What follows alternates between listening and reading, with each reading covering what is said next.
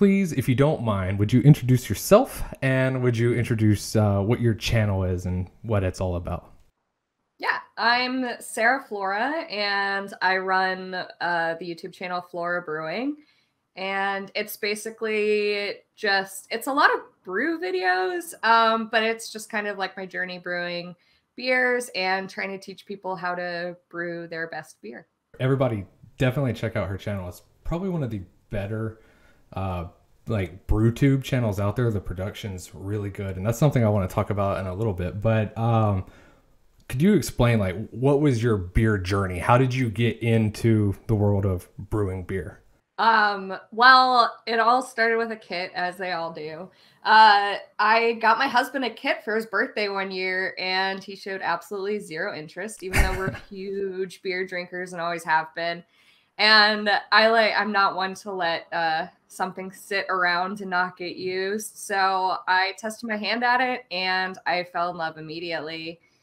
And, you can never have too many hobbies, so I just like stack them on. Yeah. And I started my Instagram, which is like kind of how, like, I guess being a public figure of some sort started.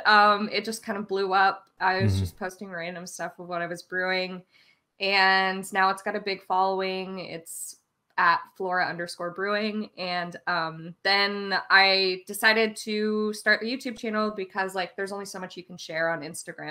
True. I mean, now you can share more because they have like the Instagram TV and whatever. But at the time, it made more sense to just start a YouTube channel to start teaching people, because I would get a lot of questions all the time about like what I was doing and everything. And it's just easier to kind of explain it all than answer a ton of.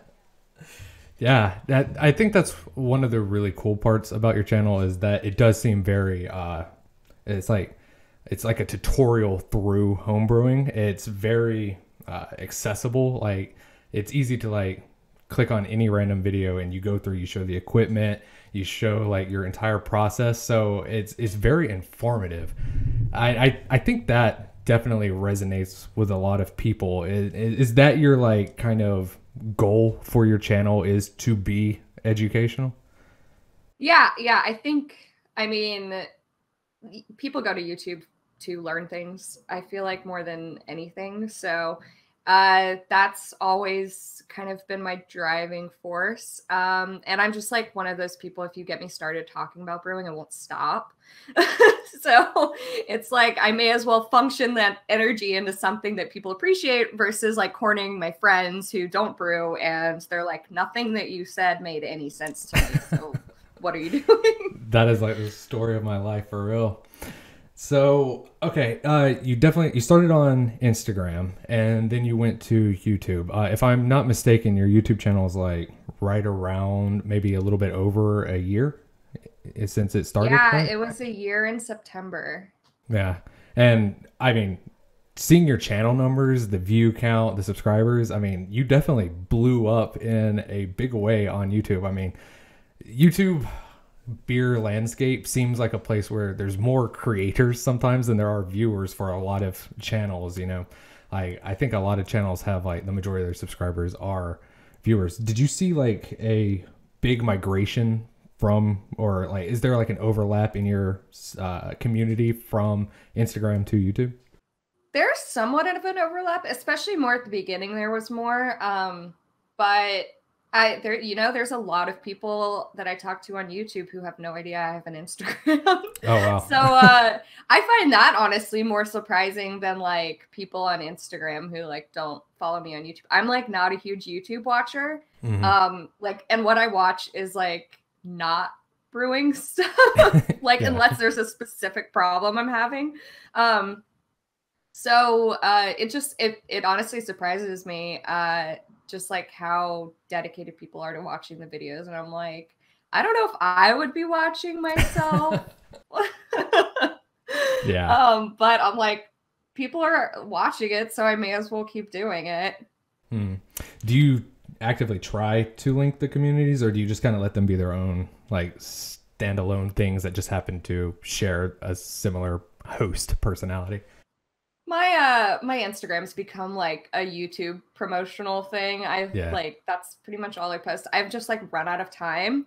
I'm realizing that I only like I work a full-time job still. Like so I'm like between editing and everything, it's like I don't have much time or energy to just like take Instagram photos anymore. So most of mine are just like screen caps and a promotion of a video.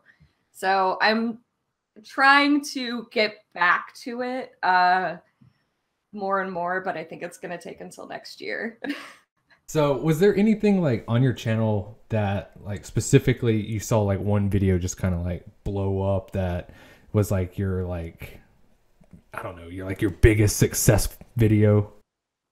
I like my I don't know why, but my well, my canning video gets consistent views like every week. It really surprises me. But I mean other than that, like there's a Citra IPA recipe that I posted that like blew up. And it was like when I was in Washington and just like screwing around because we were in quarantine. And I'm like, I didn't expect anything from anything that like I made that time, and it was wild. But I mean, everything's pretty consistent. The brew day videos definitely get more views. But yeah, I mean, you can't. It's hard to like have a brew day video without a review. So I'm like, we're doing reviews too. So, you mentioned Citra. I think that kind of gave me a flashback. One of my first videos that I think did okay was a like Citra overview, and that kind of made me realize like, oh, people kind of get into like the idea of like hype beer ingredients and hype beer styles or anything like that. Do you like tailor your content to what you think people might enjoy, or are you solely like, this is what I want to do? It's a little bit of both. I mean, I feel like I follow the trends pretty closely as well, but then I'm also like, I really just want to drink this style. I'm making a fest Yeah, beer today just nice. because I like need a clean lager in my life right now. But I don't know. I try to tailor things to like seasons and like I did a mango milkshake, so that's probably the hypiest beer I've made so far, and it's pretty good. But yeah, you know, like if there's something new that pops on the market and I think it's interesting, I'll try it. But Yeah. Well, what's your overall favorite style of beer to brew? I'm getting really into lagers. Just I don't know what it is, but my lagers have been turning out like some of the best beers I've made. I did a cranberry lime lager with beet juice for Thanksgiving that is bright pink. Yeah, nice. Good. Definitely had a happy hour last night, drinking a bunch of them. And yeah, like I think my Oktoberfest really like sparked that for me. I really enjoyed brewing it, and it's just I think I enjoy brewing the beers that I like drinking more. It's just like I know I'm gonna like it, so I'm like, all right, we're gonna really enjoy brewing this one. No, for sure. Especially like once you get into the world of lager, like brewing lagers, and you like have like the fermentation chamber set up, and you're like trying to do everything as like legit as possible. Just coming out with like a successful tasting beer was again one of the most satisfactory feelings I've ever had, because it seems so daunting and terrifying to like cold brew or like cold ferment a beer to like a new brewer. But yeah, like that is just like a whole new realm of exciting beer possibilities once you get that under your belt. Yeah, and I just was able to start doing it this summer because I got a glycol system. So it's like before then I could never really even attempt it. I didn't have a fermentation chamber. I've used my kegerator's one like once, but it's a nightmare because I have to pull all the beers off, throw it in, not have beer on tap for 3 weeks and whatever. So I think it's the glycol systems just made my brewing better exponentially because I'm in California, so it's never cool here. Yeah. It's just all it was like it's what, like November 22nd or something, and it was 90 degrees here the other day. Yeah, that's insane to me. I am a cold weather lover, so I'm enjoying my winters right now. But yeah, I watched your glycol chiller video, and that was just kind of mind blowing to me. That's not just like on a different level. That's like a whole different playing field. You know, that's like a level that I don't think many homebrewers will or might not even ever want to get into, just because it seems like such a huge step up. You know, like, you mentioned that the glycol chiller definitely helped you make better beers. Are you on the side of the fence where you think equipment is a major factor in quality of beers? I don't necessarily think like equipment in general, like I don't think like you need a super high-end fermenter or anything, but I do think temperature control is key. I've made a bunch of crappy beers that taste disgusting. Like, you know, that quintessential homebrew taste Yeah. that people always talk about. I am like 90% sure that that is just from like too high a fermentation temperature. Um, so honestly, like over buying like a $400 fermenter, I would save my money and buy a glycol chiller. And like I have a little jacket thing that wraps around any fermenter. And it honestly, it's the single thing that I have that has changed my brewing. It is, I recommend it to everyone, or fermentation chamber, whatever. Like temperature control is like one of the things I preach. For sure. You can have like the greatest recipe in the world. You can have the best artisanal, organic, whatever ingredients, but like I'm a believer that the art of beer really becomes like a masterpiece in fermentation, and I 100% agree that homebrew flavor, it's just from like the rising and falling and like the yeast like freaking out. So yeah, that is definitely my number one tip for anyone out there getting into homebrewing. Yeah, I mean, the yeast is really what makes the beer, I think. And if they're unhappy, then you're going to have a gross beer. You also put a ton of like production quality into your videos. You know, you got it looks like you got like solid camera, your lighting's always good, you got some slick edits in there. As far as like reception to your channel, do you think editing kind of helps like keep people like engaged in it? I hope so. um some of the like only videos I watch on YouTube are actually like how to make your YouTube channel better, and like, you know, video. I've never worked with video before until now, basically, and or audio really. But you know, when I started, I was like, I'm just kind of a perfectionist, so I'm unhappy if the quality I deem like less than what I want it to be. So I'm looking at all these like big YouTubers and seeing what they do, and I got myself a good camera, a Nikon Z50, I think that's what it is, and a lav mic, and like once I got the new camera, I think is really when the production quality got stepped up, and I just started using Final Cut Pro. So the edits are they're taking a ton less time. It's so nice. I was like manually matching my audio to my video before in like iMovie, and it was a nightmare. So I mean, better equipment just makes it go faster.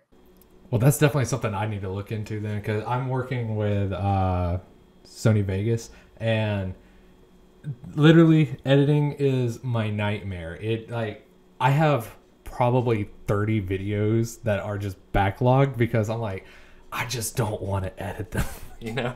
So that's definitely something to look into. Yeah. I'm currently avoiding editing my cranberry lager recipe because my screen recording didn't go, so I had to rescreen record it, and now it's not matching up, and I'm just very frustrated, and I've already spent like 3 hours on it, and I'm like, ugh, I have to do this. It's going up on Friday, and it's like, you don't have a choice. Just sit down and do it.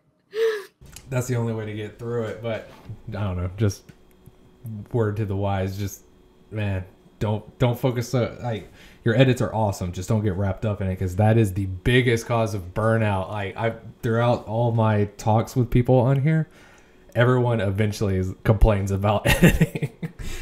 Yeah, and I've definitely been feeling like for Learn to Homebrew Week, I posted 3 videos and they were rapid fire. I like brewed the weekend before and edited and posted 3 videos, the setup, the brew, and then the bottling. And by the end of that week, I was so burnt out. I'm just like, I just can't look at a computer screen anymore. It's so bad. And I was like, we were doing a giveaway for it too. And I'm just like, by the end of it, I had to pick winners. And I'm just like, I had to wait until like Wednesday of the next week. I was like, I just can't do anything. I don't blame you. So, homebrewing, how's your experience been posting homebrew videos on YouTube? Because in some talks I've had with other people, and I post the occasional homebrew video on my channel, and I think the most harsh feedback I get is on my homebrew videos. Like, I could do one thing that has worked tried and true for me, but someone out there is gonna be like, can y'all believe he did this? It's such a shit practice or technique, or I can't believe this beer came out drinkable. Have you had to deal with any of that? Yes. I'm also a woman in homebrewing, so I get explained to a lot. But I try to like reframe it and just accept it as like a different idea of what to do versus like, I mean, like I've been saying this a long time, it's homebrew, there's no rules. We're not selling this beer. It doesn't matter. It's for myself and my husband. So for sure. And I try not to like steer people in the wrong direction if they're using me as an instruction, but honestly, like, I don't think I screw up that much stuff, like, except for what's in my bloopers, which I'm like very diligent about showing all the things that I completely screw up in my bloopers, because I think it is important. Like, I frequently turn on my pump when it's not attached to anything, so it just shoots wort everywhere. Yeah. And like, that physically pains me to post, and I'm like, it's important, just do it. Oh yeah, failure is not even failure, but failures and like mistakes like that, that's all part of the process. I think a lot of people want to like get into it because they think that, like, oh, I'm gonna get my first kit, whatever, I'm gonna brew this like, grade A level beer or whatever, but they don't realize, like, I mean, I've literally sat on my kitchen floor, head in my knees, hands on my head, just so frustrated with beers before, just because like the brew day was such a train wreck. Like, so yeah, that is, I think, definitely an important part of your channel, is like showing that it's not all just glamour, and this is just in the homebrew level. Yeah, seriously. I flooded my kitchen this morning because I got distracted in the brewery while I was filling up water to put in the kettle. And now I have laundry to do. Nice. So, all right, I wasn't going to bring this up because I don't usually like talking about like identities and stuff like that, but because you did mention it, do you think criticism is a little bit harder on you, or do you think the community is more accepting, or it's just like middle ground because you are like participating in what is often seen as like this male dominated community or whatever? I know you said you got like mansplained to, or explained that a lot. I have a feling that everyone in this world gets explained to a lot. For sure. It's just like everyone's an expert in their own right in the brewing world, and everyone has different experiences, and a lot of people like to share them. So, yeah, I don't think I necessarily get more criticism or anything than anyone else would, but it's also hard to know what other people are experiencing. So, True that.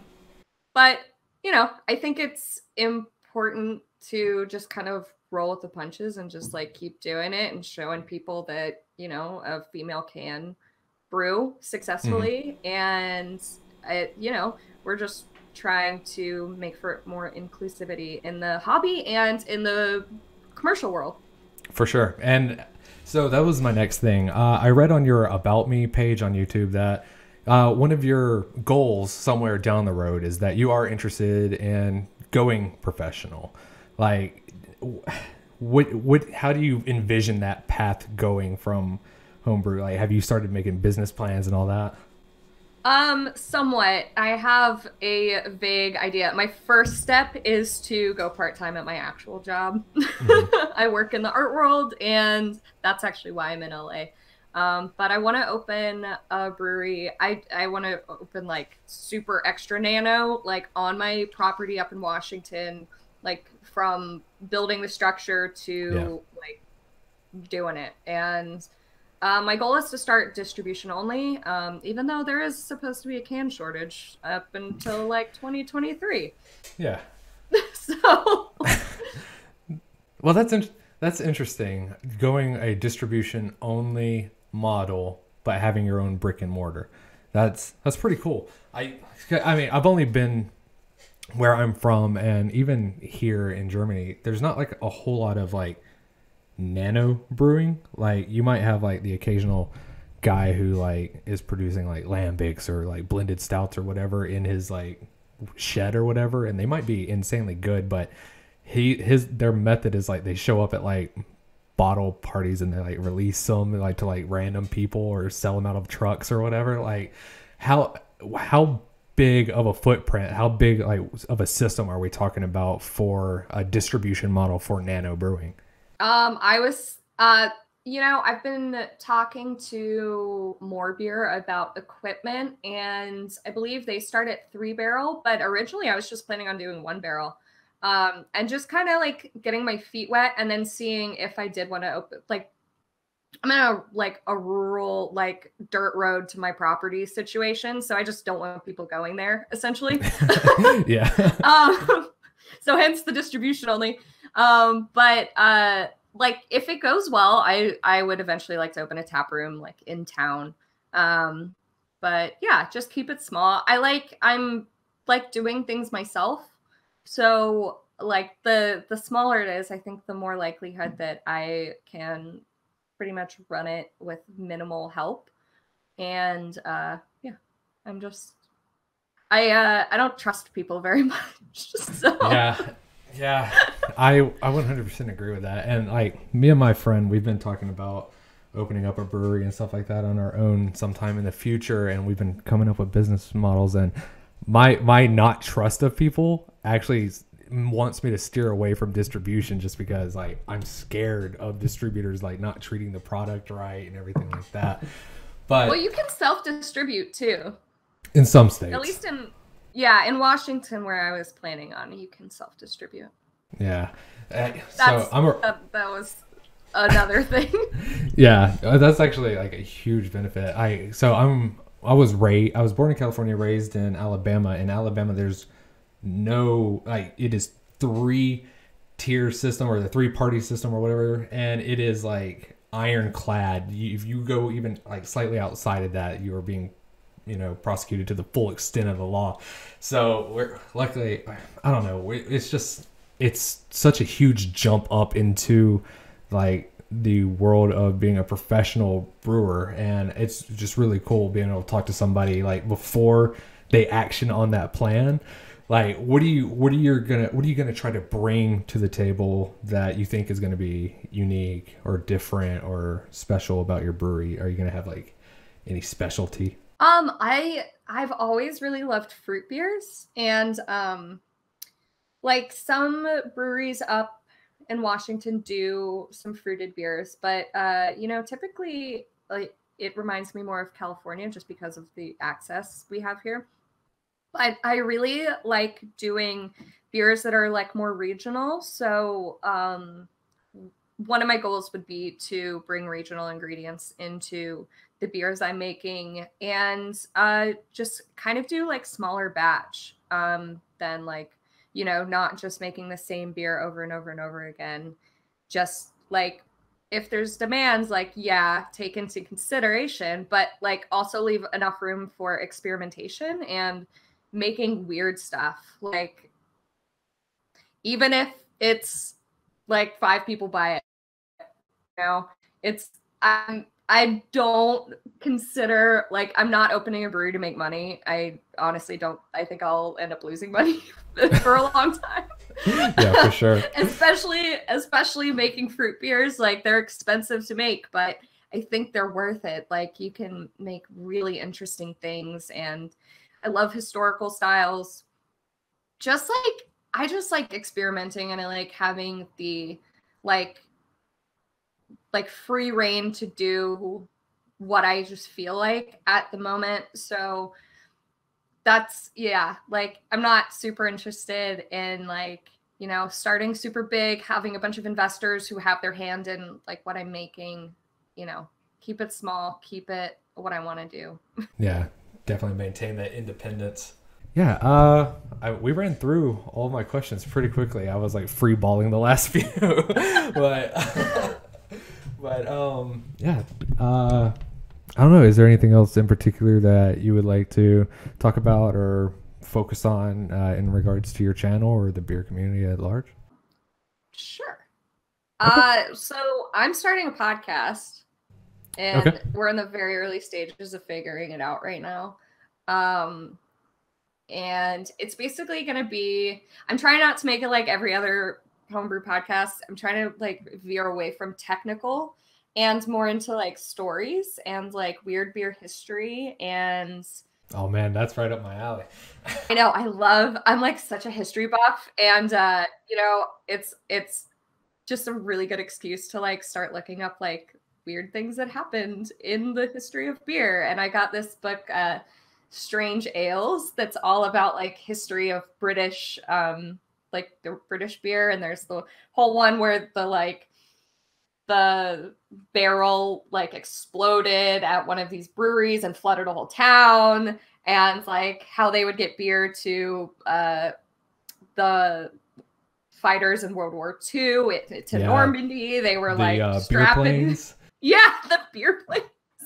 Yeah, that's cool. And then I read in that book about in World War II, again, they were like flying over Guinness, and they were mixing it with champagne in France and calling it a black velvet. And Jenny and I actually tried to make one because I had random champagne for my birthday in my fridge.